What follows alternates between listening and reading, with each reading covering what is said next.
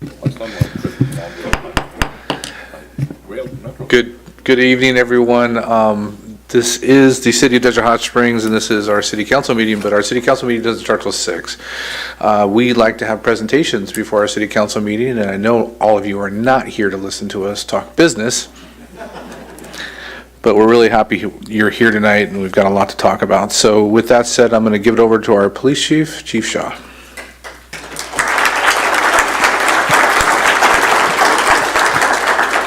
All right, great to see this crowd here tonight. So we're going to start tonight. This is to do some recognition. This is really something near and dear to me. I know it is to the mayor. And this is our Explorer program. And so we brought back the Police Explorer program in 2025. This is our first graduating class of the Desert Hot Springs Police Explorer program. And before I recognize these young men and women, I would like to introduce and have the Explorer advisors come up and stand up here with me. So we'll start with the sergeant in charge of the Explorer program, Chris James.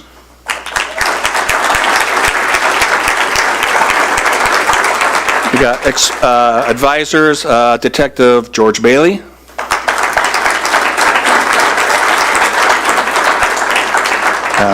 Officer Marlene Huerta.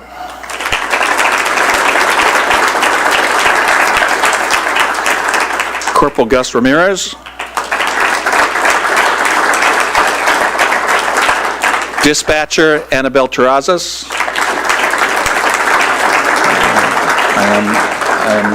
I'm looking around the room here to see. Is Officer Pauline Toscano here? No? Okay. Officer Jessica Corona. And is CSO Gabriela Camacho. So those three other individuals are also part of the program and stuff. So these individuals, when we started the program, we started from ground up. It's been a while since we had an Explorer program, I think about 10 years ago or so.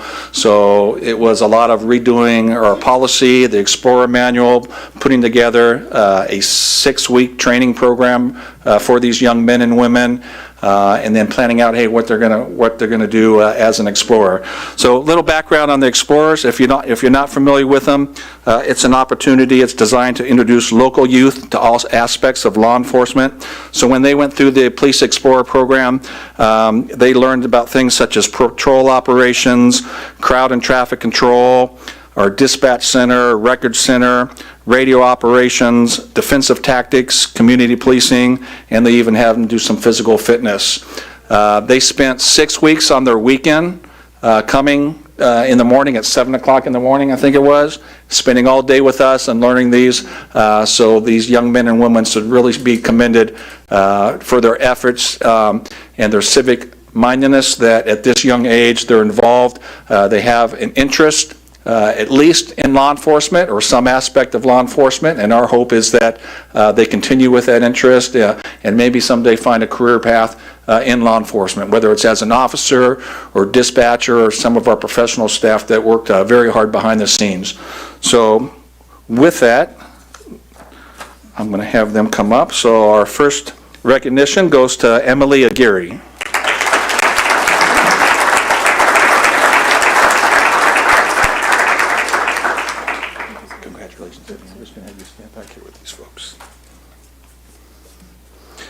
Joseph Fonseca.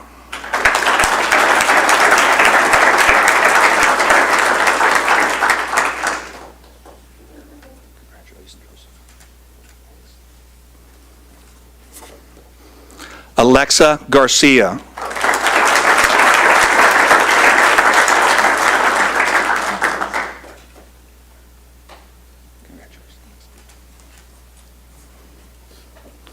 Josue Gonzalez.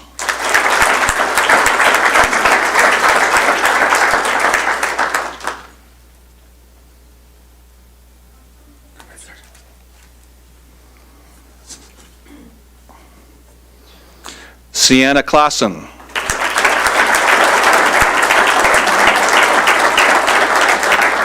Sienna's proud brother standing back there in uniform also.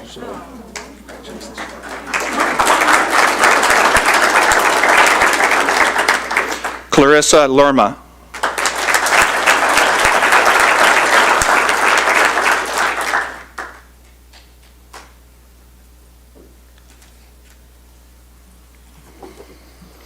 Christopher Martinez Rodriguez.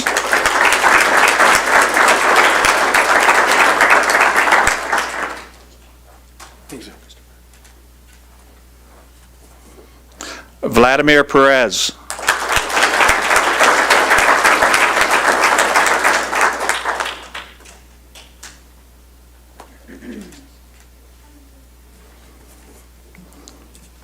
Rosalie Raimundo.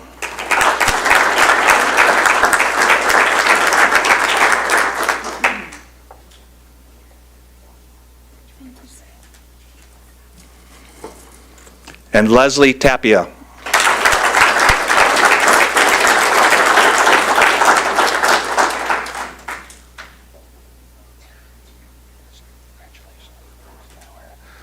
So again, they've gone through a lot already just to get to this point, but I think we should all be proud of our community of Desert Hot Springs, and this is the future of our country. These are good Americans that are out there that serve their country and serve their community. So just another round of applause for these folks. DC, can you come up? DC, can you do a real quick picture, and we'll just take a real quick picture. And Craig, if you just want to corral us, probably. City Council's going to stand in the back. Everybody just kind of probably bunch in a little bit. Yeah, we're going to get together. Get together. All people down. There we go. We're going to take a couple of them, okay? 1, 2, 3. 1, 2, 3. Take one more. 1, 2, and 3. All right, my partner's short. There we go.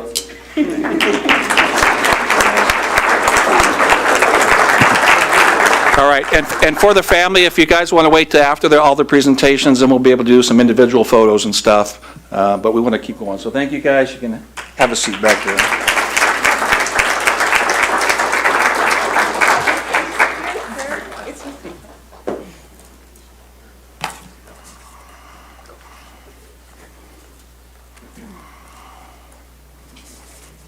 All right. Next is another very exciting time for the police department. We haven't done this in a long time, is to recognize some promotions that we had just recently within the police department. So on February 7th, we promoted 2 new sergeants and 2 new lieutenants within the police department. So tonight, we're here to congratulate them, recognize them, and do a reaffirmation of their oath of office.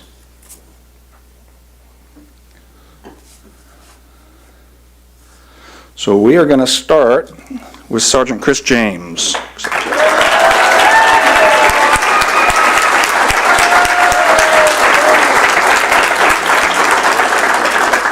And then pinning Chris's badge tonight will be his wife, Kelsey. So Kelsey, if you can come up here.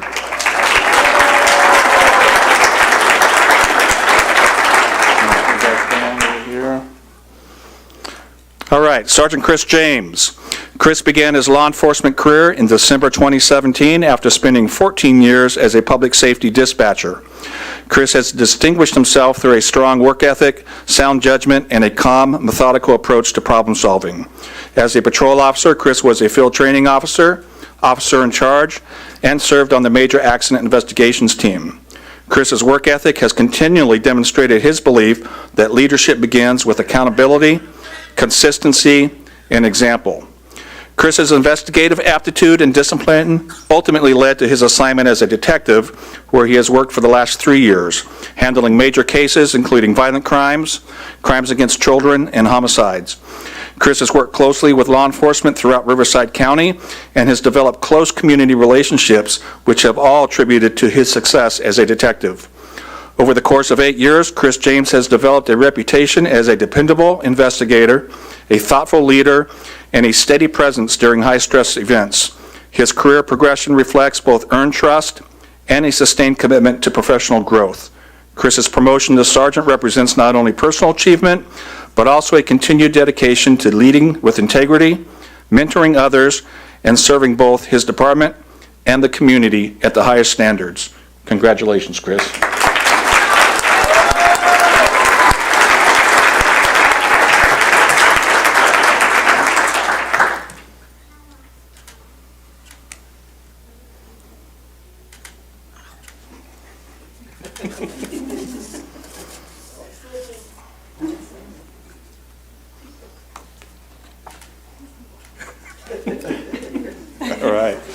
This is for you. Congratulations. We'll do photos afterwards. Congratulations.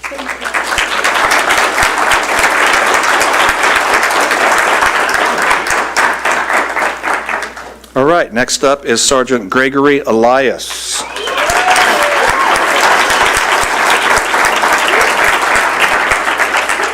So pinning Greg tonight is his wife, Toshi. If you can come on up.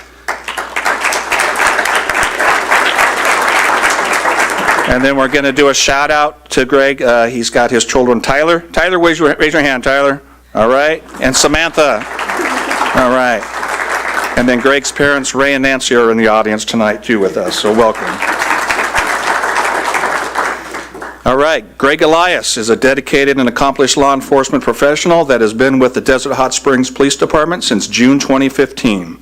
Greg has built a strong career marked by progressive responsibilities in patrol, investigations, and specialized task forces. Greg has been assigned as a detective with the Coachella Valley Narcotics Task Force, the Cannabis Regulation Task Force, and the Post-Release Accountability Compliance Team. Greg was also the department's first homeless liaison officer. Greg's experience extends to major traffic collision investigations, where he has served on the Major Accident Investigations Team since November 2018. While in patrol, Greg has also served as a field training officer. Greg holds an advanced post certificate and extensive specialized training. Greg has received notable recognition, including Officer of the Year, Detective Bureau of the Year, the Award of Merit, and awards for vehicle theft investigations. Congratulations, Greg.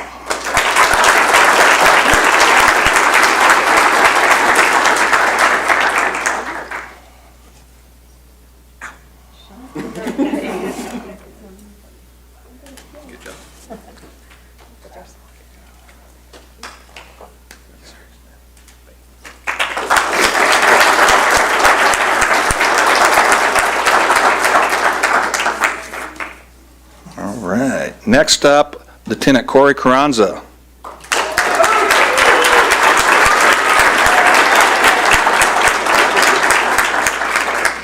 And then pinning Lieutenant Carranza tonight is his wife, Araceli. Araceli, if you can come up. And then I want to do some shout-outs. There are children right here. Monique, where are they at? In the back there. Toku and Isabelia. And then we've got his grandson, Henry. Where's Henry at? He's not here. Okay. Corey's mom and dad, Gil and Melissa. We've also got some special guests. We got a longtime friend, Nick from Redlands PD. Nick, thanks for joining us. And Adam from Colton PD. Thank you for joining us, Adam. Their two dogs tried to make it, but they couldn't. Sino and Cinnamon Roll, so I know they're here in spirit, so. All right, here we go. Corey started with the Desert Hot Springs Police Department in 2015. Prior to joining the police department, Corey served in the United States Marine Corps and the United States Army. Corey is a combat veteran of both military branches and has been awarded the Purple Heart and Bronze Star with Valor for his bravery and actions while in combat. Corey attended the San Bernardino Sheriff's Department Academy and served as class president for his academy class. Corey has served in the positions of police officer, police sergeant, and police detective sergeant. Corey has also been a field training officer, member of the Major Accident Investigations Team, and was a member of the Coachella Valley Violent Crime Gang Task Force. Corey has extensive experience in use of force, gangs, firearms, traffic collision investigations, and DUI checkpoints. This expertise has contributed to the department's operations as an invaluable resource. Corey has served as the department's range master and use of force instructor since 2015. Corey has been the training coordinator for the department and has contributed to the development and instruction of over 10 post-certified courses for personnel not only for our department but throughout the county. Corey is a graduate of the Sherman Block Supervisory Leadership Institute and has also received awards throughout his career, including Officer of the Year and 6 consecutive Mothers Against Drunk Drivers Awards. With his promotion to lieutenant, Corey will oversee the department's patrol operations division, which includes patrol, traffic, school resource, field training, and the mate team. In his spare time, Corey works out, enjoys working out, going to the range, talking about watches with his buddies. All right. And taking his cars out for a drive with his wife or Sally. Here tonight, and we already recognize the folks here tonight, so Corey, congratulations to you.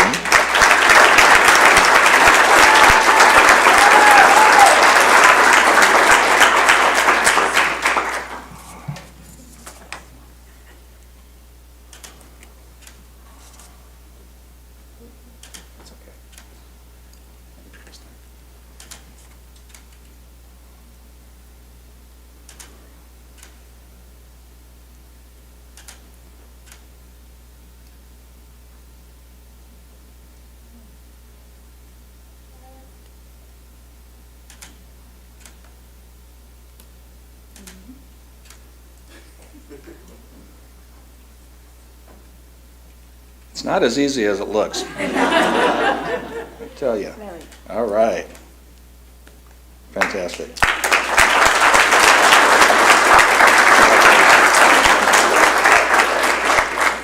Quick. All right. Lieutenant Chris Saucier.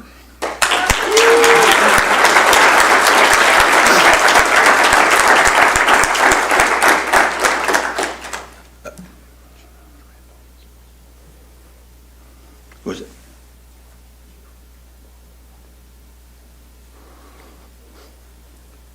All right. Otherwise known as Sauce, so.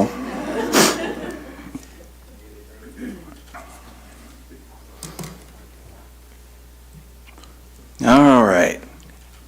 Let's see. Pinning Lieutenant Saucier tonight is his daughter, Aubrey. Aubrey, can you come on up?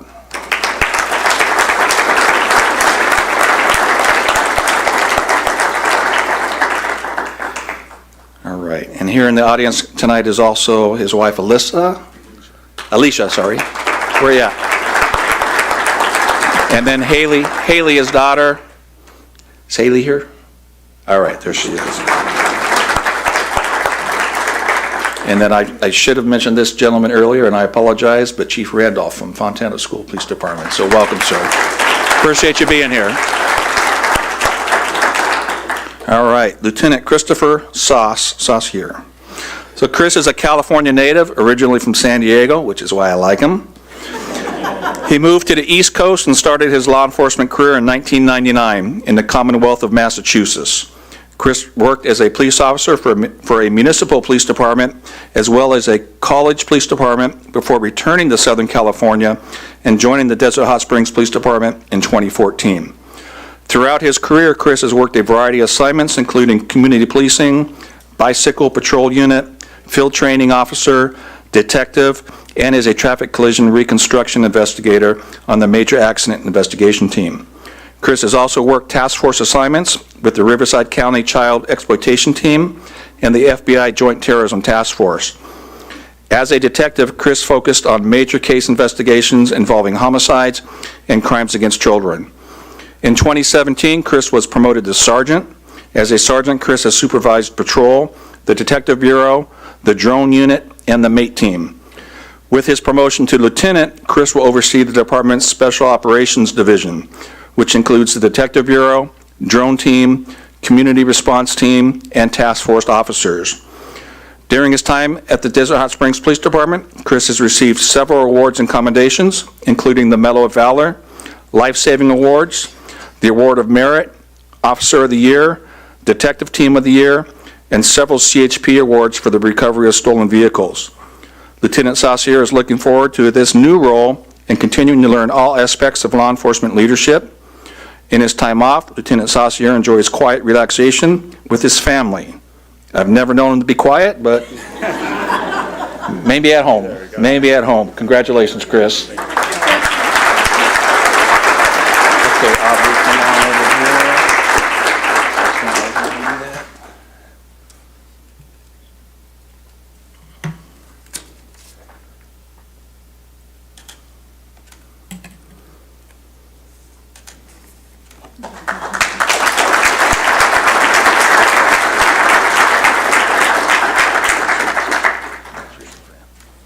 All right, and normally we make them come up and give you a speech, but because of time tonight, we're going to continue on. So Mayor, I relinquish the floor.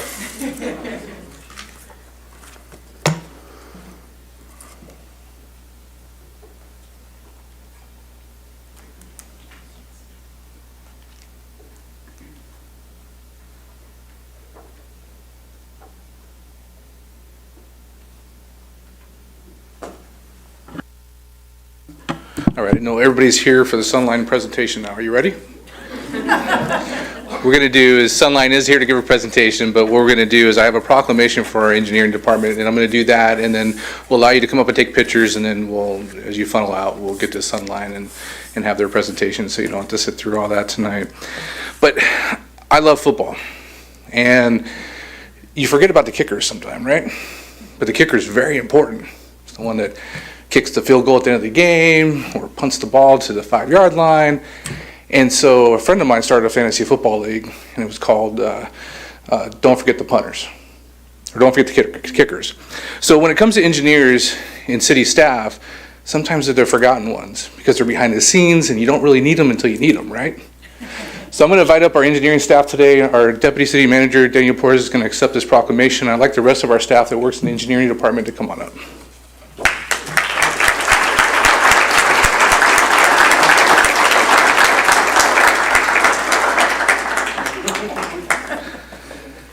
So this is Engineers Week, or Engineers Week has already passed, but this is the first council meeting to our engineers.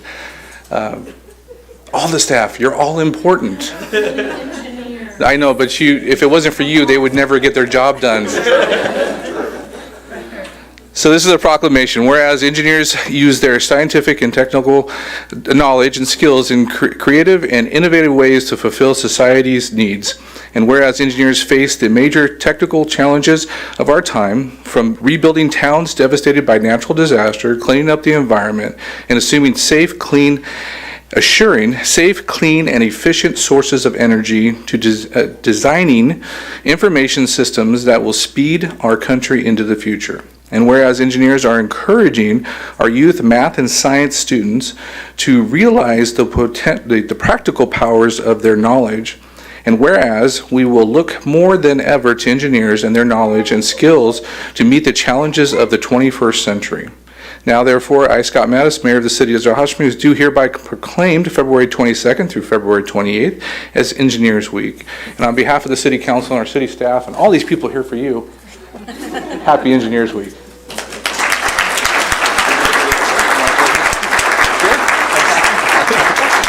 I just want to thank you to the mayor and our city council. We do have a small team here, but we accomplished a lot, so I'm very, very proud to call it the City of Desert Hot Springs engineering team my team, and it's awesome. We do accomplish a lot, so thank you guys for all your hard work. Thank you.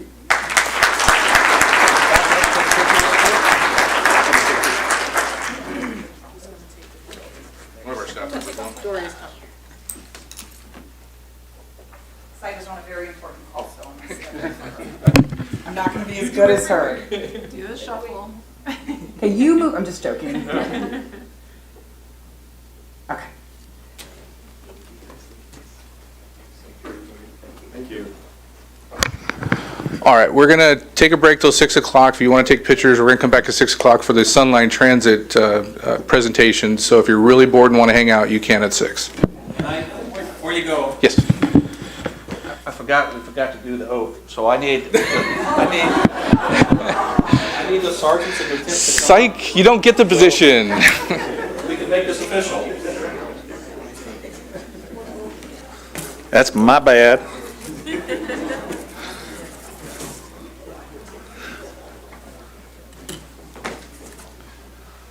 All right, gentlemen, raise your right hand. Repeat after me. I state your name. I, Chris Do solemnly swear do solemnly swear that I will support and defend the Constitution of the United States that I will support and defend the Constitution of the United States and the Constitution of the State of California and the Constitution of the State of California against all enemies, against all enemies, foreign and domestic, foreign and domestic, that I will bear true faith and allegiance that I will bear true faith and allegiance to the Constitution of the United States to the Constitution of the United States and the Constitution of California, and the Constitution of California, that I take this obligation freely that I take this obligation freely without any mental reservation without any mental reservation or purpose of evasion, or purpose of evasion, and that I will well and that I will well and faithfully and faithfully discharge the duties discharge the duties upon I am about to enter. upon I am about to enter. Congratulations.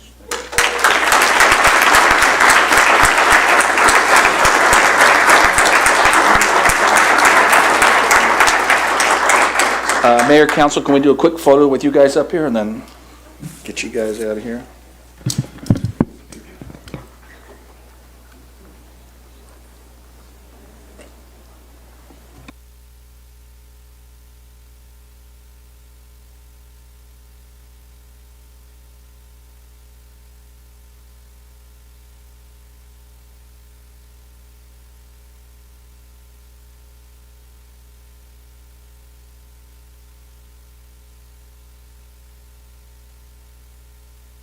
All right, the chambers are yours. Congratulations. Congrats, Sox. Good for you. Congratulations. Congrats. Congrats, Chris.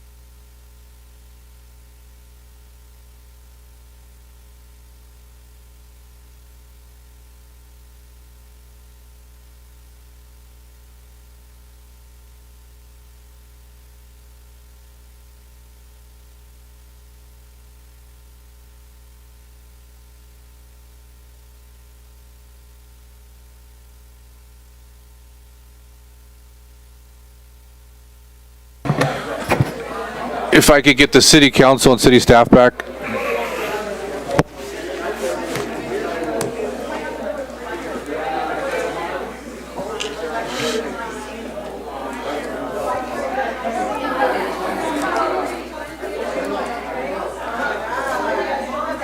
Is Dirk back there?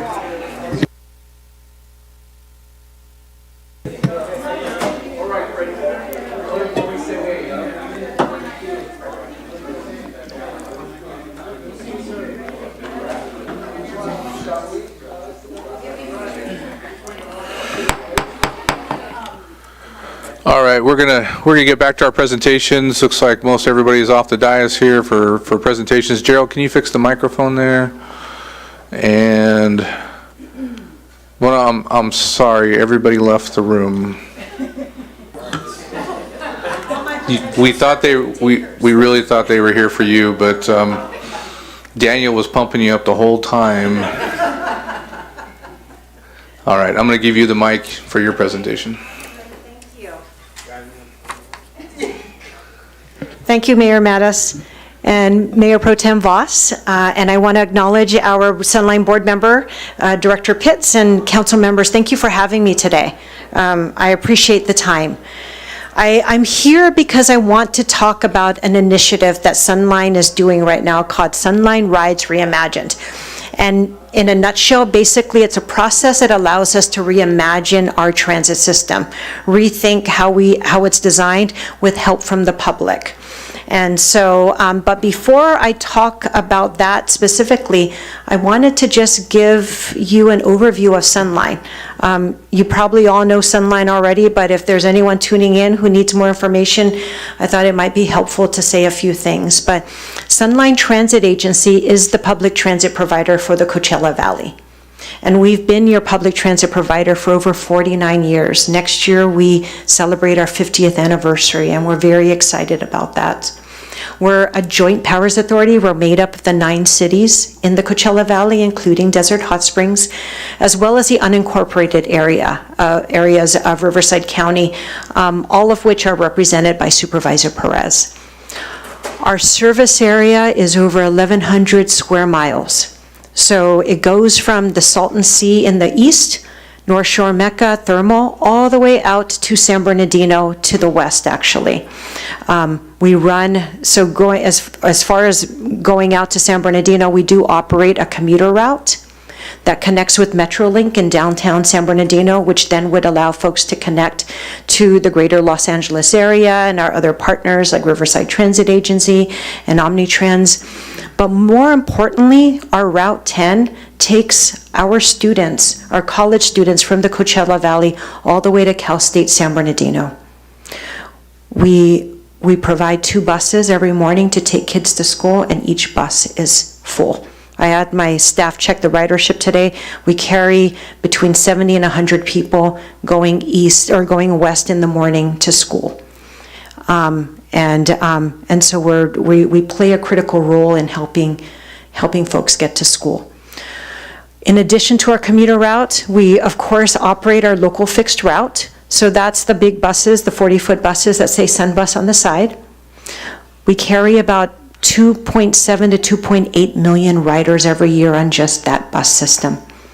In addition to that, we offer paratransit, complimentary paratransit. It complements our fixed route. It's called Sundial. And by complementing fixed route, what I mean is that for those who can't take the fixed route system, they may have a cognitive or a physical disability that prevents them from taking our fixed route buses. Sundial is for them.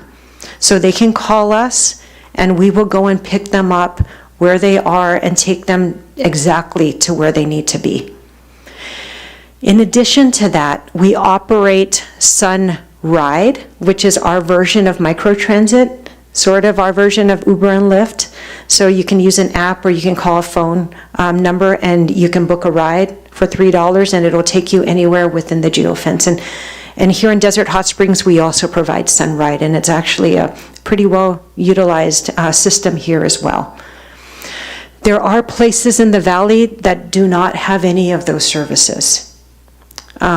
And to make up for that, we provide subsidized taxi service. So in addition to being your public transit provider, we're also the taxi regulator for the Coachella Valley.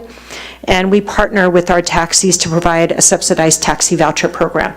So anyone over the age of 60 or over, or if you have a qualifying disability, and you can go online and see if you might be qualified, www.sunline.org, you can get subsidized taxi rides up to $75 from us. So for every dollar a citizen will put into a taxi ride, we will put in another dollar, up to $75. So collectively, it's about $150 worth of rides each month. It's a very good benefit that not a lot of transit agencies provide, but recognizing just how vast our service area is and the fact that we can't run transit service everywhere, we want to make sure that we do our best to meet the mobility needs of this valley to the greatest extent possible, and so we provide that full menu of services. We carry about 3 million people again on all of our services. And about 15% of our fixed route ridership are school kids getting to high school. So we carry a lot of kids, parents, kids, they depend on us to get to school every day. And so that's a little bit about Sunline. I'm going to go ahead and jump into the Sunline Rides Reimagined process. And up on the screen here, you'll see the process. Essentially, we're still in the beginning of the process. So we're still at the stage where we're collecting public feedback. Desert Hot Springs is my very last presentation. I've been doing presentations since January. I think it was January, end of January. And I've hit every single city and almost all unincorporated councils that represent unincorporated areas in the county. And I've done that in partnership with my team here who is joining me. So we are collecting surveys. We've put boots on the ground. We've had people stand on bus stops to collect surveys. And at the end of the presentation, you're going to see a QR code. I'm really bummed that I missed probably an opportunity to get another 100 surveys done tonight. That's my fault, sorry. That's okay. That's okay. But Desert Hot Springs, actually, your response rate has been fantastic. Yeah, top 5 out of all, so I'm very pleased. There are a lot of folks who are very interested in public transit. And actually, another tidbit of information, your ridership is actually the 4th highest in the entire county, or in the entire valley. When you look at the ridership on Sunbus, from Palm Desert actually going west up towards here to Desert Hot Springs, that makes up close to 70% of our ridership. So there's a lot of folks who depend on the services that we provide to move them within the valley. So we would love to get feedback. And so that's what we're doing right now. And I encourage anyone here to please complete a survey and tell us what you think about us. Tell us if we are doing something well. Tell us if we're not doing something well. Tell us if you don't even take the bus. Tell us why.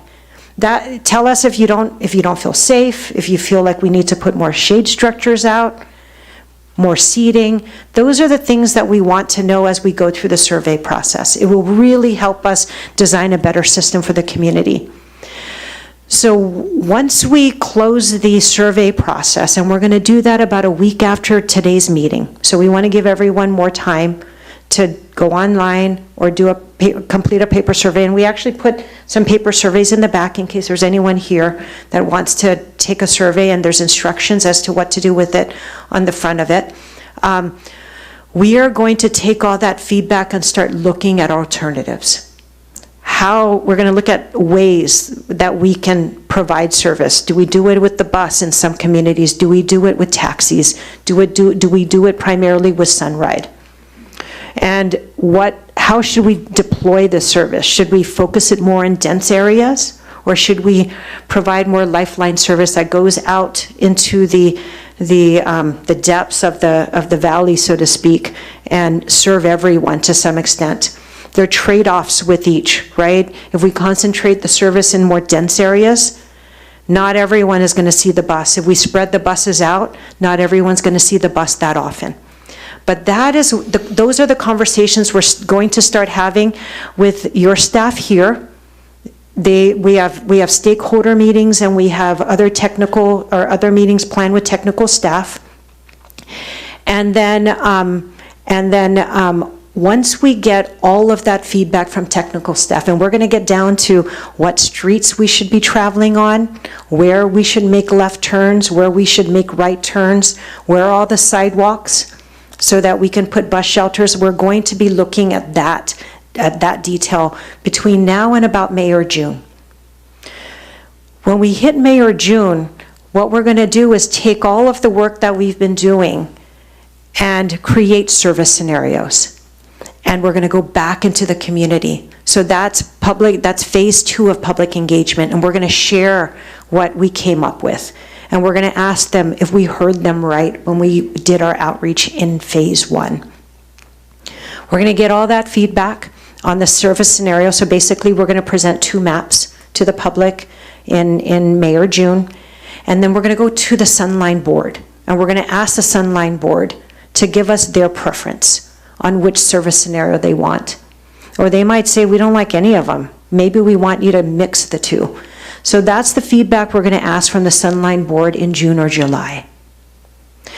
And then once we finish that and we get the feedback from the board, we're going to go back out into the public with a draft final plan that reflects the preferred scenario.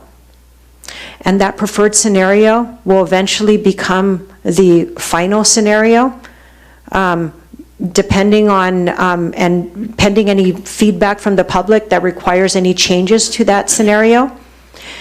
And that is what my staff is going to use to make service changes for the next 5 to 6 years. Because this is such an involved process, we only do something like this 5 to 6 years. So that is, and we make service changes 3 times a year. And we're constantly looking for money. So this planning work that we're doing kind of tees us up to compete for money as well. So that's why this process is critically important. It's very important that we get feedback from the public. That's what gives our work credibility. And so that's, with that, I'm going to go ahead and continue through here. Actually, we have a project update for you. We're going to build a transit hub that will support future growth here in the city. So we're excited about that partnership with the city, and we look forward to more partnerships with the city, because Desert Hot Springs is very ideally situated for more opportunities to serve, especially along I-10, where there may be greater employment opportunities and more opportunities to gain more transit ridership. So we look forward to that, and working with your staff has been wonderful. Just want to let you know.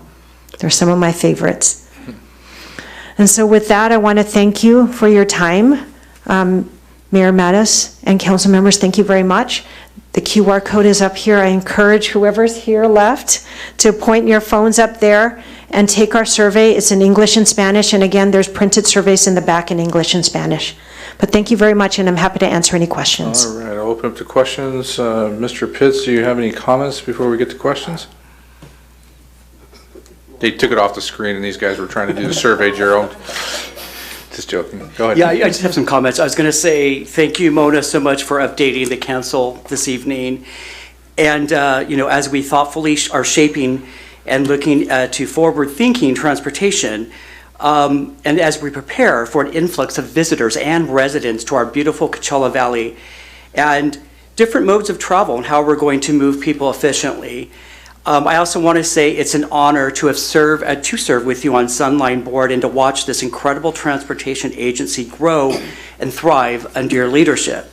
You are a visionary and a forward-thinking leader. We truly are fortunate to have you at the helm during such an important and transformative time. That's it. Okay. Anyone else have any Thank you. questions or comments? Yes, Mr. Ross? First off, I want to thank you for coming here, and the rest of your staff members for being here as well. So on Friday, I went to the Coachella agricultural tour, and I got to experience the tour bus, which was quite nice. And what I thought was kind of extraordinary, really, and I'm not sure if it's a common thing, but following us was a safety truck because of the heat and that kind of thing. If somebody were to have issues or whatever, medically related, or feel extra tired or something like that, they could take off and do what they have. And I thought that was nice. The drivers were super friendly and nice. Thank you. And matter of fact, as a group, we ended up having them come in the picture and kind of just become a part of us, right? And that was fun as well. But I thought that was nice. I didn't know that you offered that. And so seeing that you offered a tour bus type of environment as well, that was nice, was kind of refreshing as well. But, you know, this is really important. And I mean, you know, we're looking at, gosh, you know, in the next 10 years, you know, another 250,000 people possibly, or however many are going to move into our city. You know, I'm on the airport commission. They're looking at, you know, 6 million ridership coming in the next however many years. They're preparing for that, and the convention centers remodeling and doing what they're doing. So, you know, I see you know, you had some good variety options here, and I think it's, you know, there's only so much space that's out here on our land and what we have available. So hopefully, you know, in this discussion that there's all kinds of alternatives being spoken about, such as, you know, we have the CV rail, which is coming in, but those people still have to be, you know, delivered to the locations where they're at, you know, which, you know, encompasses some of the programs you talked about, and then including things like elevated transportation and different, you know, busing routes or vehicle routes. And so it's exciting to see that all these options are going to be in this pool of discussion. Yes. And so the one thing I do want to add, in our final report, we're going to also we're also going to include an unconstrained scenario.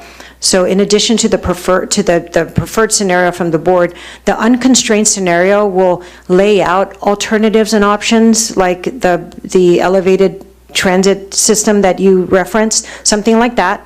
Or it could be other things, right? It could be BRT along Highway 111. It could be other things that move people faster. As there's growth, what that unconstrained scenario will allow us to do is consider other ways to serve the community that would encourage mode shift, because as there's growth, it's going to be really hard for us to live if the growth is paired up with a proportionate number of cars.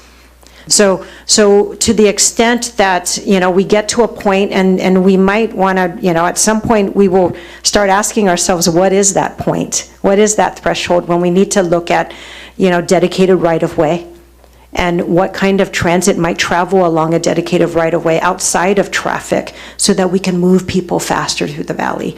That will be something we'll think about, and that will be considered in the unconstrained scenario. So as more money comes in, as growth happens, we can use that as a reference to ask ourselves questions about what should we do next. Sure, there's going to be a lot of discussion. Ms. Pye? I like how you think. Oh, Thank you. yeah, thank you. Did you have a comment, Mr. Burke?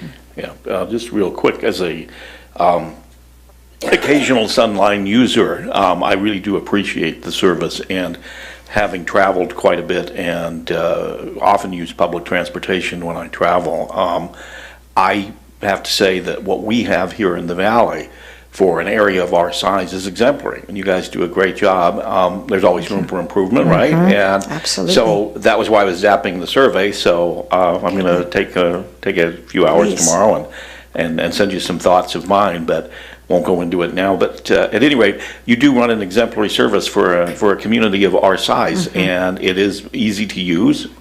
Used it twice last week myself, so Thank you. It's really good. So I want to congratulate you on that. Thank you very much, Really- Councilmember Gardner. Really appreciate the presentation tonight. I know there's going to be a lot more discussion on this. Yes. I'm going to do my survey tonight also. Thank you so much. We appreciate it, Mayor. Okay, thank you so much. Thank you, everyone. If you do have a few minutes to hang out, there's going to be a public comment on Sunline you might want to hear. All right, with that said, I am going to call to order the City of Desert Hot Springs regular meeting of the City Council, and the City Council serving as a successor agency to the former Redevelopment Agency Board for Tuesday, March 3rd, 2026. This is our 6 p.m. regular session. Roll call, please. Councilmember Gardner, Present. Councilmember Pitts. Present. Councilmember Pye, Present. Mayor Pro Tem Voss, President? and Mayor Mattis. Present. And we are honored tonight to have Dr. Jerry Johnson Sr. here with us from the Lily of the Valley Worship Center for the Invocation.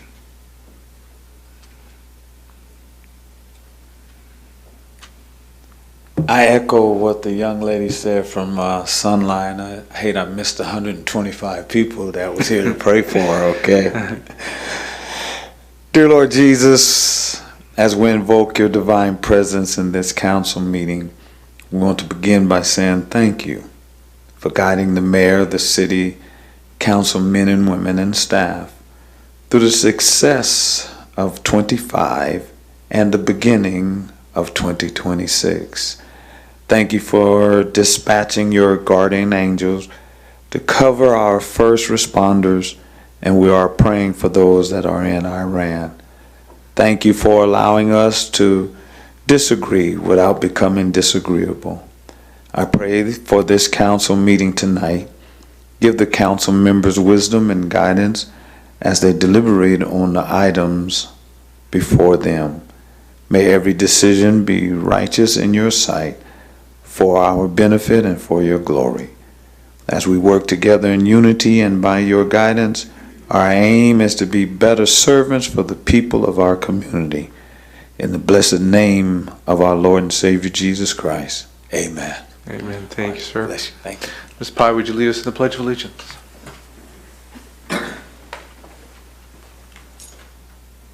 I pledge allegiance To the flag of the United States of America and to the republic for which it stands, one nation, under God, indivisible, with liberty and justice for all.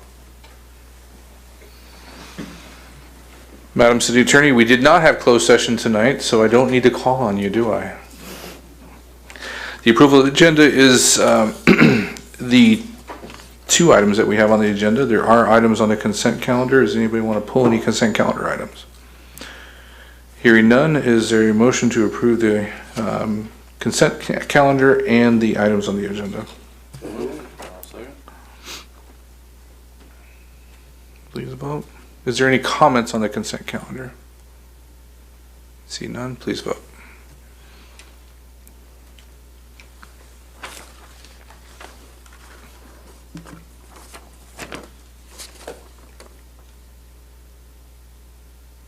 Councilmember Pye. I can't do it. Is it yes? Yes, she said yes. Motion passes unanimously. All right, we're going to move to public comments at this time. We'll take public comments. If you're here to make a public comment, there's blue cards in the back. We only have one right now. Alex Cruz.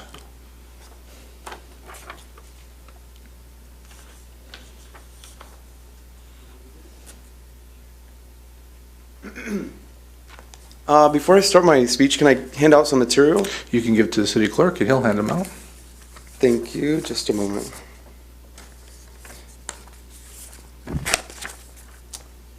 Okay, so this one is for Councilmember Pitts, and this is for the rest. All right, your 3 minutes will begin. Okay, good evening. My name is Alex Cruz, resident of Cathedral City and lifelong resident of Coachella Valley. I am here to talk about the much-needed upgrades on the bus service in and out of Desert Hot Springs and also the long overdue route to North Palm Springs, Amtrak, Flixbus, and Greyhound on Indian Canyon Drive. Right now, we only have one route that brings us in and out of this city, and it is not enough. We really should have 3: Indian Canyon, Palm Drive, and Varner Road. Currently, our only route zigzags to downtown Palm Springs first before going down Ramon Road into Cathedral City, but a lot of people don't need to go downtown. People from DHS go to other parts of Palm Springs or generally to Cathedral City and beyond to Palm Desert. The issue with our routes is the way they detour all around other places instead of just going in a straight line to the end of that main street. For example, if I go up Palm Drive, the bus should end up at the end of Gene Autry Trail in East Palm Springs, where the car dealerships are. If I take the Mountain View Drive and Varner Road, I should end up at Date Palm Drive in downtown Cathedral City. Same with Indian Canyon. That can be a part of the 111 route, which we already have, extended to end up at Mission Lakes Country Club and going through the Amtrak and Flixbus stops. Actually, if you see the maps that I provided, I linked that to be its own line, which we don't currently have, but we used to, on Farrell Drive, passing the DMV. So it could start at Farrell Drive and Palm Canyon Drive, then up Racket Club Drive, then turn right onto Indian Canyon and go to Mission Lakes Boulevard, because those streets in Palm Springs are also not being serviced, and they really need a bus there too. For too long, we have had this issue of catching Amtrak, Flixbus, and Greyhound buses in North Palm Springs. Despite repeated requests to the Palm Springs City Council about Flixbus, the issue has been ignored. The demand for the Amtrak stop has persisted even longer. Each main street needs its own route so that it goes straight all the way through, instead of zigzagging, wasting people's time, and that we have a grid-like system where we transfer easily to another bus on that street in less than 10 to 15 minutes. That's what we should work towards, a grid system, because that's how our cities are built. It's all a grid. Please give us public transit access to this area. We got a whole community there in North Palm Springs. There are plenty of homes. There's Del Taco, Wendy's, Motel 6. These workers cannot afford a car with those wages. So they can finally stop relying on others for a ride. All we need is that route. It is very sad and disappointing to live life relying on coworkers for a ride home. The Mountain View and Varner Road route is critical, but the access through Indian Canyon Drive, stopping at the Travel Center for Flixbus, Amtrak, and Greyhound is more important. And if we take away anything from this Sunline Reimagined, that for sure has to be a part of it. We really need to at least have that. Please and thank you. Thank you, Alex. I have no other public comments cards. Does anybody would like to speak to the city council? This is the time. All right, we're going to close public comments and we'll go to the city manager's report. Good evening, Mayor, City Council. I'm actually going to let our presentations from earlier today speak for the city staff. Thank you. Thank you. Mayor and council member comments. I'll start with Mr. Pitts. All right, good evening, Mayor and City Council members. This is my City Council update for March 3rd, 2026. On February 24th, I had the opportunity to participate in a tour of the Palm Springs International Airport alongside several of my City Council colleagues and city staff members. We explored the grounds of this impressive international airport, got up close looks at airplanes and being boarded at the time, and then also watched aircrafts take off and land. And then we went behind the scenes. This part was really cool to see the operations, including expansive baggage claim area and the airport's control center. Thank you to Mayor Pro Tem Dirk Voss for facilitating such a fun and informative tour. It was really cool. Okay, in exciting economic development news, on February 25th, alongside our mayor and fellow city council members, I was proud to officially cut the ribbon on our city's new Amazon facility right here in Desert Hot Springs. This new 635,000 square foot site is expected to create more than 2,000 jobs for our local community, representing a major investment in our city's economic growth and workforce. This project marks continued progress and opportunity for Desert Hot Springs, and will look forward to the positive impact it will have on our local families and businesses alike. So in other news, on Sunday, March 1st, just a couple days ago, your mayor and city council members took to the runway to be models for a great cause. So council members Jan and city manager Doria were professionally styled by Kimball's Boutique, while the mayor, Mayor Pro Tem, and myself proudly sported our own fashions.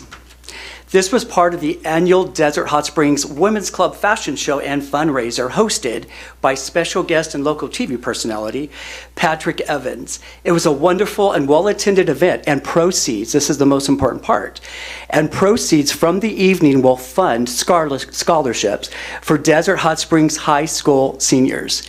Thank you, Mr. Mayor, and that concludes my update. Thank you. Mr. Gardner. Thank you, Mr. Mayor. How great was it to see all those police explorers from that new program that we revived come in, and the graduates and the promotions? That was really cool earlier this evening. If you didn't see it, go back and watch it on video. It was just really an amazing thing to see all those young people taking steps towards a career in law enforcement.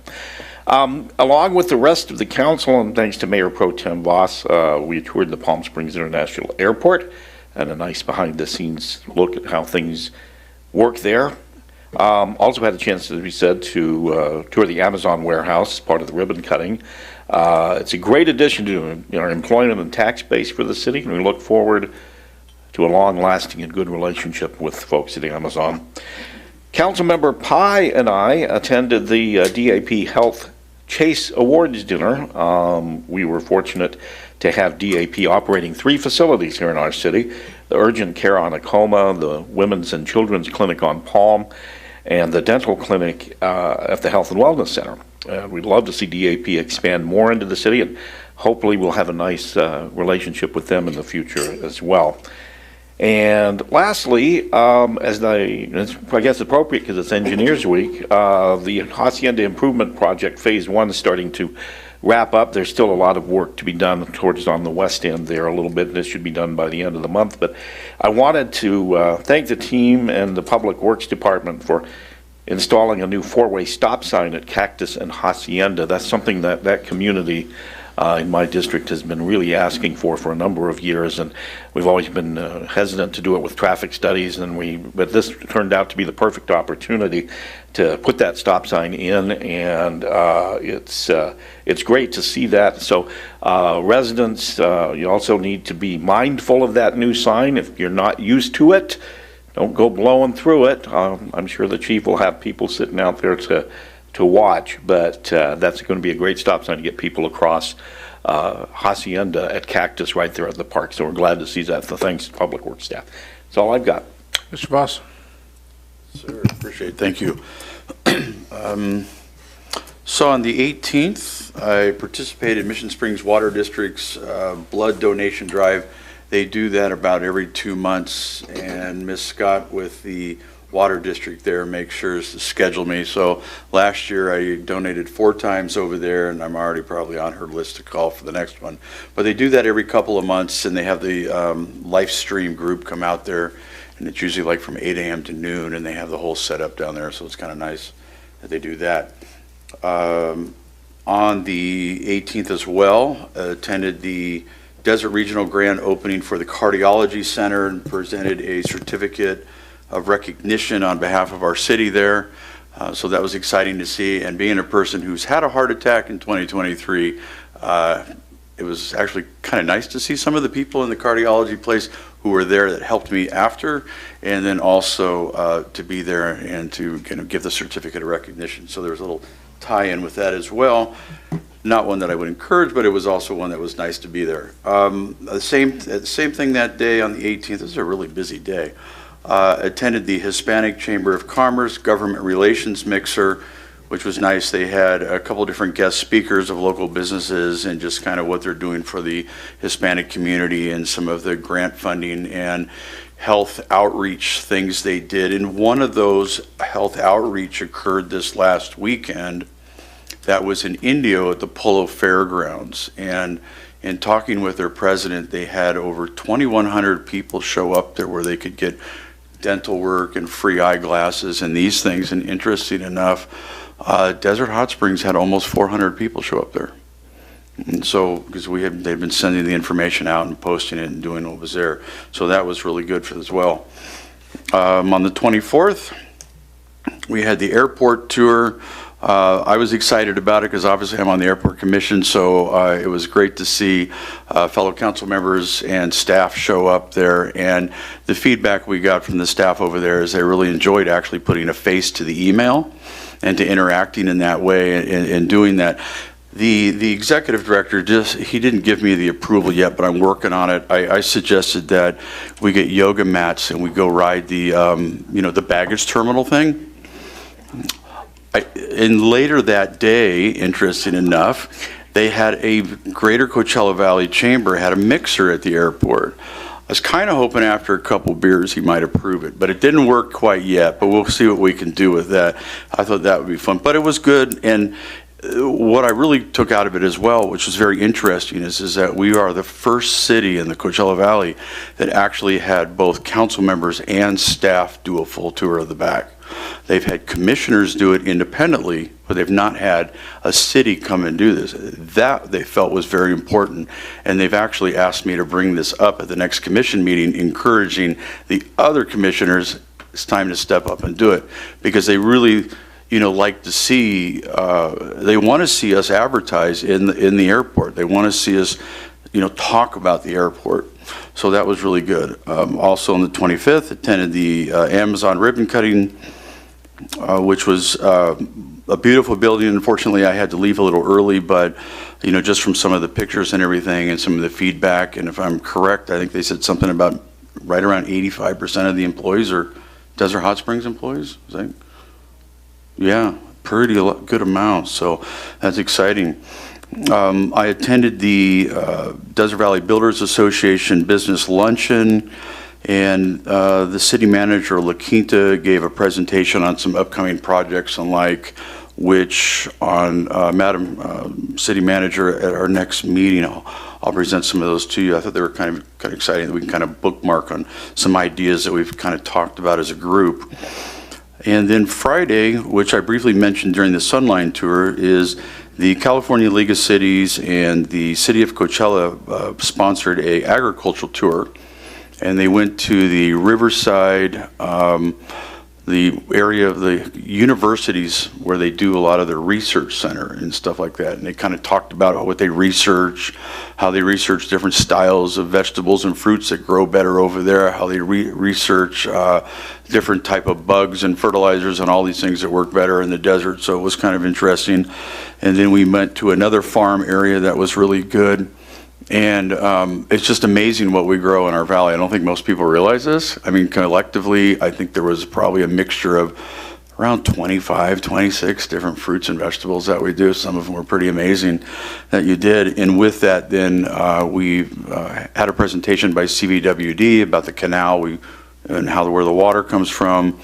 And then we visited Ocean Mist, which has the cold storage facility, and spent some time over there. So that was really informative. Surprisingly, again, there wasn't a lot of representation from other cities, but I think it's important because it's part of our Coachella Valley, and a lot of employees and the like work down there and what have you. So that was good. And then lastly, on Sunday, yes, as Councilmember Pitts mentioned, we got to strut our stuff and dance to our music and show our cool clothes and look pretty cool. But I think the ladies beat us because they had the stylish stuff. Yeah, but it was fun though. I enjoyed it. Look forward to next year, and that's it. Ms. Pye. Since our agenda isn't that long, I'm going to talk for a while. Kid Win. It was at the high school. And Kid Win is it's kids and it's the win, it's the video. Middle school and high school did win machines. And it was very interesting. I'll let that finish.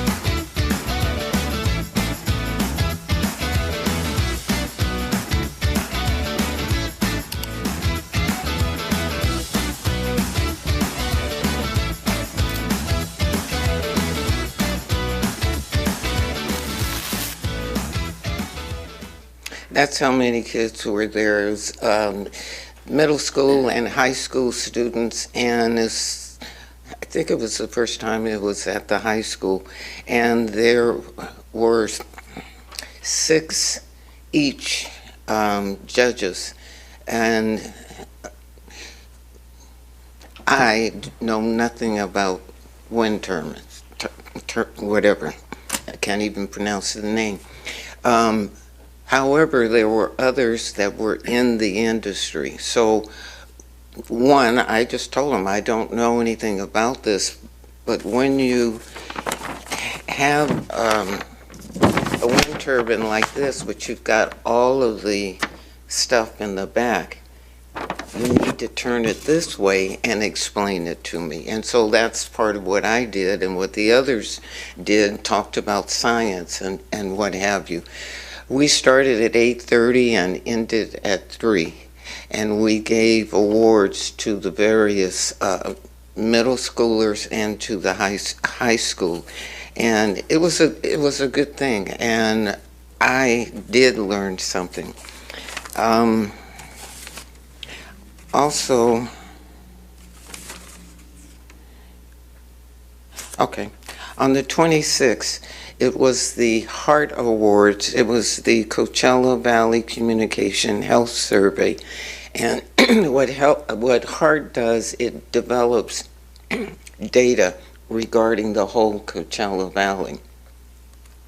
And I and Ms. Hernandez, I can't say her name correctly, we went to it, and I was thinking this was very good because she was going, and it's good for the city to get all of the things that is necessary for grants and other things. I have been with it since the beginning, and so I was really proud, but I didn't say anything to Ms. Hernandez, and all of a sudden she was asked to stand up, and we find out she's a member of the board. So I'm thinking all this great stuff, and I'm glad I didn't say anything to show how stupid I was. On the 26th, Ron Oden, who's a trustee of COD, he started something where there are students that are left by the wayside and not going to school, period, or actually graduating. And there was one person that was there that is a trustee of the Palm Springs Unified School District. And he has a high school student. The high school student doesn't know how he's going to get scholarships. The trustee doesn't know how he's going to get scholarships, and he's a trustee for the Palm Springs Unified School District. We had several people there, and we had 2 students and the instructors. We got really deep on what was happening at COD, and we decided that we're going to do a strategic plan and try. No, we are going to get things better for the students, and I'll come back with the strategic plan on that. On the 25th, what I enjoyed about the Amazon's ribbon cutting was safety was the major priority, and the health of the employees was most important. They had exercise rooms for when people need to stretch, then that was there for them. Also, for mental health, they had faith, what I would say, undenominational faith units. And you could go in, and if you're Jewish or you're Christian or whatever, but you needed a break, then you could go into that. And their machinery, there was only one machinery that was just by itself. But all of the others, you could not use the machinery without a human being involved. And so that was good because they're not really replacing anyone. And after that, then I went to City Hall for the community workshop, and it was about the traffic study. And that was good because the consultants went to various groups. They went to the Boulevard for one on Halloween night, and they talked to the residents. It will come back to the council, and we will make the decision. But I found out that a lot of the residents are happy about what we're doing. They like the boulevard. They like the activities that we're putting out there. And with respect to transportation, there was a group of kids with their parents who they decided, this is the way I want to go to school, and this is better for me to go to the park. And so for me, it was good to hear that, and I don't have to make up what's going to be happening. And also, we did do the right thing again. And this was with Raven Guzman, and he's at Winslow Education Center. And Fabian started at the school at the beginning of the school year. After missing a year of high school due to extenuating services, he now is excelling in school with all A's and B's. He has perfect attendance and only misses classes when he is out for medical appointments. Fabian has been struggling with some issues interfering within his eyesight and perseveres within the classroom setting to continue to pass his classes with A+. He is ranked #1 in the class and plans to attend College of the Desert in the fall, where he wants to pursue a degree in culinary art. Fabian is an amazing young man with a great sense of humor, and I know he will succeed because he makes an effort to always do the right thing for himself, his family, and his community. I attended, and also Chief Shaw attended for the ceremony, and soon Do the Right Thing will have a celebration at 849 restaurant for all of those who participate.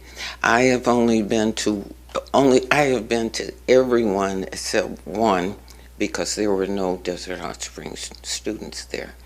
But I try to go to everyone.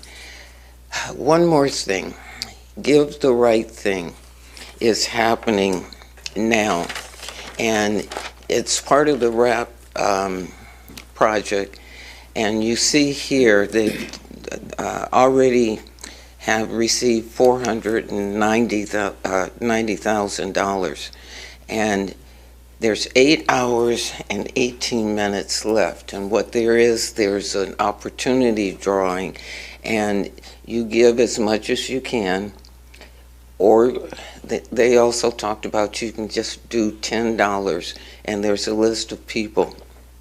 There's 141 nonprofits that you can apply to, and the lottery is they will make a drawing, and the nonprofits will get $5,000 each. During the beginning, they got it was close to $50,000 in the very beginning, and this CB Giving Day ends on March 31st. And Mr. Mayor, no, one more thing. Sergeant Skirt Hazen did a press release, and one of the things that he said, it was a press release regarding DUI checkpoints, and he mentioned that drivers were doing their part by not being impaired while driving. There were no arrests for DUI. He ended this on February 23rd. There were 5 citations and 2 vehicles towed, but our citizens did the right thing this time. I'm done. Thank you. I did attend the Amazon ribbon cutting, as most have spoke about today. It's a great opportunity for the city of Desert Hot Springs to have a large warehouse facility here to produce jobs. It's not a distribution center where there's a lot of tax revenue that comes from it, but it's 2,000 jobs. When we were able to get a tour, there's 15 miles of conveyor. He said if he was to stretch it out straight, it could go from that center all the way to Beaumont, or Banning. There's a lot of conveyor system in there. It was state-of-the-art. They have just over 1,500 hired, and they plan to hire just under 2,000 workers full-time. So it's a great opportunity for Desert Hot Springs as they grow their company here. As Mr. Pitts talked about, we were runway models. It's not my funnest event I do out of the whole year, but it is for a great cause, and Miss Pye asked me, and you can't say no to her. You can try, you can't. And so we were kind of the entertainment, Mr. Voss and I and Mr. Pitts in between the ladies getting changed. Mr. Gardner was a roadie for his partner Eric, who did the music. But it was a great event. The reason I like to talk about it is to embarrass myself, but also to let people know that they give thousands of dollars every year to local students here in Desert Hot Springs with their generous contributions for education. So thank you to the Women's Club. And lastly, Desert Hot Springs High School girls basketball team, we're going to have them in to do a little celebration. If you have not heard, our girls basketball team started the season off with no wins and 8 losses. And then they went 13-1 to win the championship at the Sun Valley League here in the Valley. There's multiple different leagues that have split up over time. But they not only won the league here 9-0 in their league, they went to the championship game, the first city to represent in their division from the Coachella Valley in a long time. They did fall at the end there, but it was a great experience for them. They played at, I wrote down here, Azusa Pacific University on last Saturday at 10 a.m., and we'll have them in to congratulate them. I did some search on AI just to see how many schools have actually done this, and their division, being a small school, comparably to all the different divisions through the Coachella Valley and the lower high desert here, Yucca Valley, 29 Palms, the last school size to win this was in 1986, Yucca Valley. So it's been a long time since we had representation from small schools in the Coachella Valley, and congratulations to them for doing what they did to get there. And one other quick comment, I did drive the new roadway on Hacienda. As Mr. Gardner had stated, the new stop sign at Cactus is great. We have new stop signs along Hacienda, so please be aware of that. It is a great opportunity to make sure that we have pedestrian safety covered, bicycle safety. I know it's going to not make everyone happy as they travel through that roadway, but it makes me happy knowing how many accidents we have had on that roadway and how safe it is today. So please look out for those new stop signs. All right, we can get to city business now. Our administrative calendar, our first item on there is the Desert Hot Springs Police Department 2025 Annual Management Report. Chief Shaw. Thank you, sir. Good evening, Mayor, City Council, city staff, and Desert Hot Springs community. The department has completed its annual management report for 2025, and tonight I would like to give you some highlights from that report. I'm pleased to report that we continue to trend down in those areas we want to go down in, and we're trending up in those areas we want to increase. Overall, crimes against persons were down 1% for 2025 compared to 2024. There's 17 different categories that we capture crimes against persons. Some specific crimes, such as homicides, were down 33%. Aggravated assaults were down 1%. Robbery was down 25%. We did see an increase in rape cases, quite a bit, of 275%. To put that in perspective, we had 15 rape cases in 2025 compared to 4 in 2024. All 15 of those rape cases were investigated by our detectives. 11 of those cases were determined to be unfounded. And then the other 4 cases, the victim stopped cooperating with police or declined to pursue prosecution. None of those rape cases were stranger rape cases, so it's important to understand that about it. In our crimes against property categories, there's 12 different categories. We were down 10% in 2025 compared to 2024. Specific crimes such as burglary was down 15%, larceny was down 4%, and vehicle theft was down 25%. In other areas, overall traffic stops were actually down 4% from 2,993 stops in 2024 to 2,883 stops in 2025.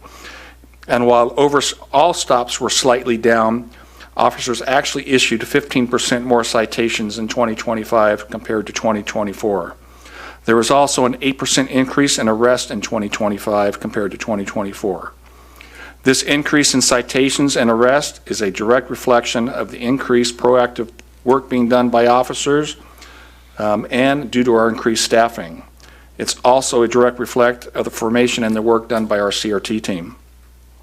Other areas of note within the department include our property and evidence division that saw a 10% increase in property and evidence taken in and processed in 2025. Our records division processed over 4,600 police reports in 2025, and our records division achieved State of California NIBR certification with an error rate of less than 0.03%, which is a fantastic accomplishment by them. Our dispatch center continues to operate at a very high level. Our dispatch center answered 18,955 911 calls and 32,437 non-emergency calls in 2025. And keep in mind, this is all typically done with 2 dispatchers on duty at any given time. The department made significant progress in the hiring of sworn officers in 2025. We hired 9 new police officers in 2025 and recruited and hired a deputy police chief. On the professional staff side, we hired 2 additional community service officers and a police dispatcher. And finally, our volunteers. They continue to have a significant impact, positive impact, on our department operations. Our Citizens on Patrol gave just shy of 1,700 service hours this past year. In addition, 3 new COPs joined the program in 2025. Our department chaplain, Paul Miller, volunteered over 500 hours to the department, and our property and evidence volunteer, Barbara, gave 167 service hours to the department. In our records division, we have continued our partnership with Desert Hot Springs High School Public Safety Academy. Students from the PSA assisted records division with organizing and filing police documents. PSA students contributed almost 100 hours of service to the department. And finally, at the end of 2025, we launched the Police Explorer program. Earlier tonight, we recognized 10 young men and women who completed our Police Explorer training program. And I'm excited to say we already have an additional 6 young men and women who have signed up for the program. Lastly, I have to give a huge shout out to the men and women of the Desert Hot Springs Police Department. I shared a lot of positive information with you tonight, but it is only made possible because of the hard work and dedication of the women and men on the front lines and behind the scenes of this police department. I want to thank them for their dedication and hard work to this department and to this city. And my recommendation is that you receive this report for the Police Department's annual management report for 2025, and happy to answer any questions. Thank you. Very impressive, Chief. Do we have any public comments on this before we take council member comments? Don't have any public comments. I'll start down here, Mr. Gardner. Thank you, Mr. Mayor. Chief, unbelievable to watch the growth and the improvement in this department over the last few years. You and the team have done an amazing job. For our residents, he just gave you the 30,000 foot view. If you really want to get into the numbers, you can go to the City Council agenda on the webpage today and read the full report, which is really something. And on that line, I'd like to suggest humbly that the city publicize the hell out of that. We need to post that as a PDF. We need to mail it to every resident. We need to send out a press release on it.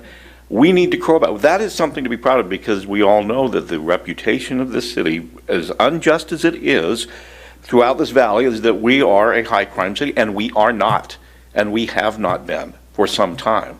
And the best way to get that information out is to publicize that. Those statistics are amazing. So for those of you watching on TV, before we get a chance to really get that out, you want to look at that, go look at it on the city agenda. My kudos and congratulations to you, Chief, Deputy Chief back there in the corner, and the whole staff. You're absolutely amazing. You're rock stars. The number one thing cities are supposed to do is protect our residents, and you are making sure that that happens. So thank you. Mr. Pitts. Yeah, I just want to say, again, thank you so much for your efforts and for serving. And one of the best things the city could have done was to put you at the helm. And we're seeing so many amazing things happening, things that we've all wanted to see as council. And that actually goes in tandem with the strategic plan of wanting to hire more police officers. And I know we still need more, and we're going to try to get you that. Also more vehicles I'm hearing about. We're going to try to do that. But seriously, thank you so much for serving in this role as a chief and under your leadership. And he's correct. We're seeing a turnaround. We go to different cities and we interact with different electeds, and it's not the way it used to be. As far as what we're hearing, it's not negative anymore, it's positive. And so those are your efforts, and those are the police officers, the day in and day out, the officers helping to turn this around. And so I thank you. I thank you and your department for this. Ms. Pye. I'm overwhelmed, and thank you very much. And the sergeants that you did today. Usually when a person is promoted, I do a dance. I didn't get to do a dance today, but I'm gonna do it anyway. Thank you very much. I'm not dancing, but I feel the same way. Mr. Voss. Sure. All right, thank you. You know, when I first got elected, one of the things, or during the campaign time, one of the things people spoke about was they didn't see enough officers, there wasn't enough police, and yet they worked a lot of overtime, a tremendous amount of overtime. And there was a point when we even had, you know, officers saying we're working a lot to where they're maybe consider going elsewhere because they were getting burnt out. And we made that change through our strategic plan and through the leadership. And, you know, you took that and you exceeded the expectations that I think we as a council, and especially with me, what I, you know, thought, I look at what we look, and you know, when the Explorers were up here, I remember my stepson was an Explorer, and there was eight boys and 2 girls. And I counted today, there were 6 girls and 4 boys. And it really just goes to show, or young teenagers, young adults, I'll call them, it goes to show you now that the recruitment, and when we look at the ones that we're hiring, we get such a broad range of staff, and which really makes that department much more complete. It's very, you know, satisfying to know that we've gone from 2 officers and 1 sergeant to 3 officers and a sergeant, soon to be the 4 officers and a sergeant that we'd like. That we are actually doing overhire, which is a very commonplace thing in police departments.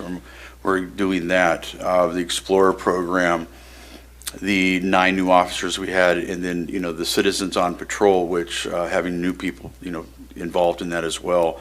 The other day, I told Doria, our Madam City Manager, I mentioned to her on Monday, you know, on social media, on one of the neighborhood groups, somebody had made a comment and said, is there something going on in town right now because I'm seeing a lot of police? And there wasn't. It was just we're out there. And that's a great thing to hear. You know, so be prepared and watch out for the new stop signs on Hacienda. Because I've had a number of people have said, oops, I said, hello, Mr. Stop Sign, as I drove past it. So, you've exceeded the expectations, and I think you're a great leader, and we're really lucky to have you, and we appreciate everything that you've done. You've promoted from within really solid people that were within that department. You know, I think the average had 12 years or so with the department, so you have a good management team that makes me as a council member rest at ease knowing that we're led properly, and thank you for that. Again, very impressive. Thank you, Chief. There is a recommendation to approve this report. Would someone like to make a motion? I'll move that. Second. With stars and asterisks and a wholehearted approval. When it comes up, please vote. What'd you do? Rose up, Gerald. Spent a lot of money not to be able to use the system. So frustrating.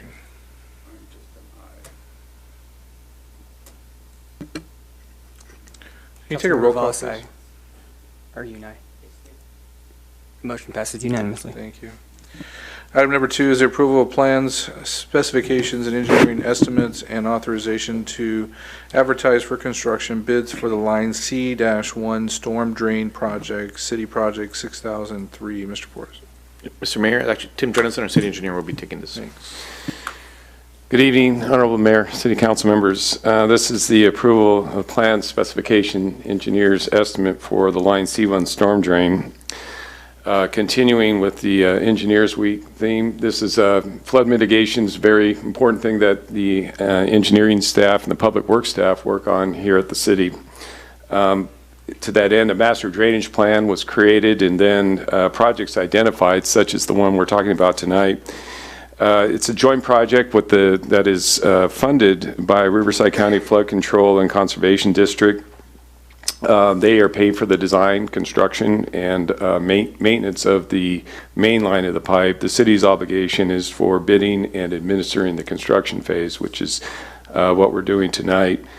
The engineer's estimate for the project is $6.2 million.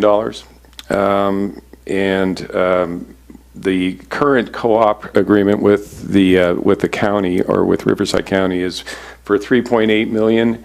However, the county has identified $8 million total for this project, and so when we bring back the bids, or before then, we'll update the MOU with the county to reflect the additional cost. There's 3 construction and permanent easements needed for the project, and we're currently talking to those property owners, and they're on board with the project. The construction period is estimated to be around May, mid-spring through the end of the year, and maybe into the part of the beginning of the year, depending on if we have any time delays or any changes to the construction schedule that might come up during the project being out to construction. Just to give the council an idea where the project is taking place, it starts, the north end is at the top of the screen here.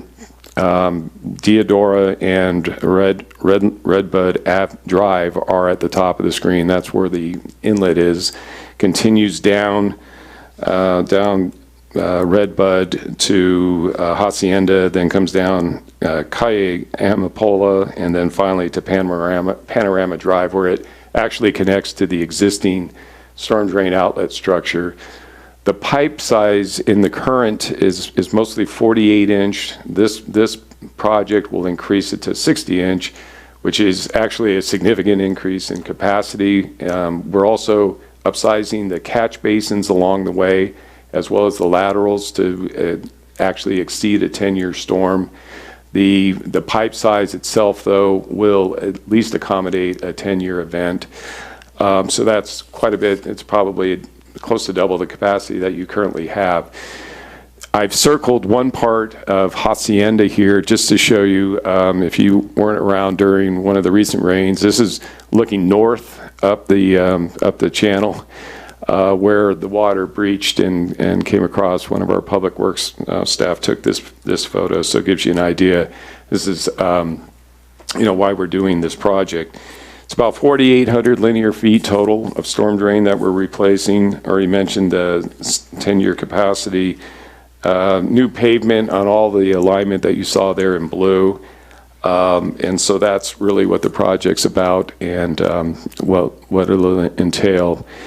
So tonight, we're asking the council to approve the plan specification engineer's estimate, and then authorize staff to go out for construction bids for the Line C1 storm drain project. That concludes my staff report. Be happy to answer any questions.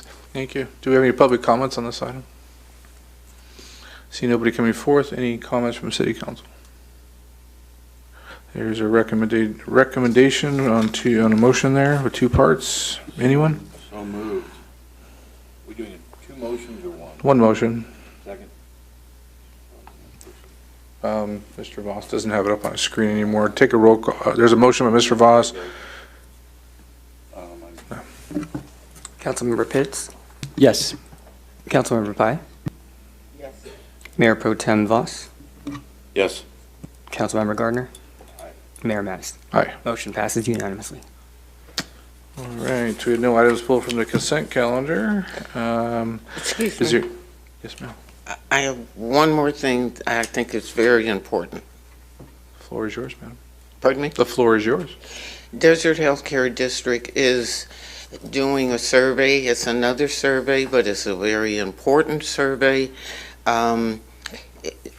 Gerald has the code for it. We need to fill this out.